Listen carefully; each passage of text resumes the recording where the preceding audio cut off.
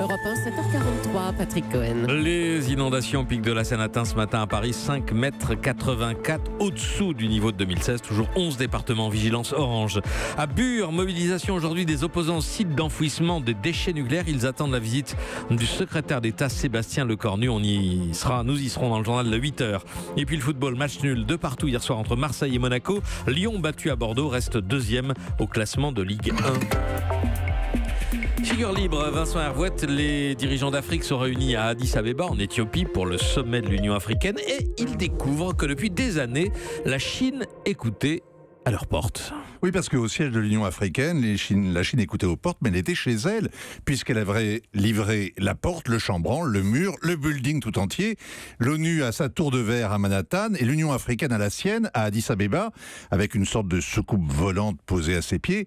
Et ce chantier à 200 millions de dollars a été offert clé en main par Pékin il y a 6 ans. À cheval donné, on ne regarde pas trop les dents. Les plans, les matériaux, les ouvriers, tout avait été importé. Les micros dans les murs aussi.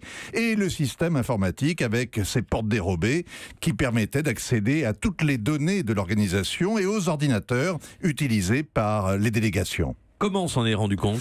Alors l'histoire ou la légende raconte qu'au service de la maintenance, un curieux s'est étonné que les serveurs soient saturés entre minuit et 2h du matin. Et il y a de quoi s'étonner parce que en dehors des 2 sommets annuels de l'organisation et de l'hystérie contagieuse des services de sécurité autour des chefs d'État, eh bien la tour de verre d'Addis Abeba, c'est le château de la Belle au bois dormant. Les bureaux sont déserts le jour et la nuit, on a peur.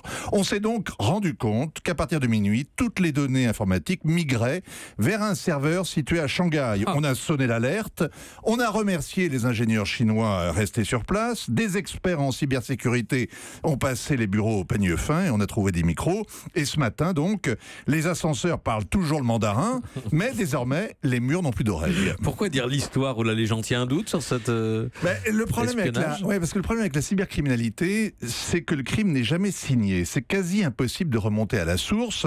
Et cette fois, l'histoire paraît presque transparente, des ingénieurs chinois, des serveurs à Shanghai, et c'est presque trop beau pour être vrai. Alors les sceptiques se demandent aussi quel est l'intérêt d'espionner les manigances des diplomates africains. Oui. On sait l'intérêt des Chinois pour le pillage technologique.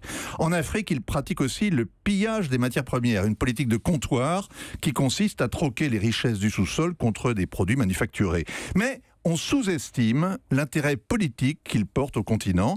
Alors, ils ont une logique de puissance et on l'a vu, par exemple, avec le renversement de Robert Mugabe au Zimbabwe il n'y a pas longtemps. C'est Pékin qui était à la manœuvre. L'espionnage ne provoque pas l'indignation des intéressés. Non, c'est plutôt flatteur d'être écouté. C'est pas vous, Patrick, qui me dirait le contraire. Quel est le pire ? Être écouté par les Chinois ou ne plus réussir à se faire entendre des Occidentaux ? Être espionné ou se faire traiter de pays de... Il y a un vieux réflexe anticolonial qui a joué et donc profitent donc les Chinois. Vincent Hervouette. Hélène ? Pourquoi on apprend maintenant cette histoire d'écoute, Vincent ? Ah, ça c'est la bonne question que se posent les services. Le Rwanda a pris hier la présidence de l'Union africaine. L'indéboulonnable président Kagame est aux affaires. Je peux en témoigner pour l'avoir interviewé. C'est le plus paranoïaque des chefs d'État qu'on puisse trouver. Quand on l'a interviewé, il y a un préposé qui est venu pour... surveiller l'oreillette et la désinfecter et après surtout ne plus la quitter des yeux jusqu'au moment de l'interview. Ça c'est unique au monde. Et cette histoire de cyber empoisonné par l'oreillette. Ah, on sait jamais. Cette histoire de cyberespionnage, si vous voulez, elle tombe à point nommé quand il prend les rênes de l'organisation et en plus ça lui permet d'incriminer les Chinois, ce qui est toujours bien quand on en veut être le meilleur ami des Américains sur le continent.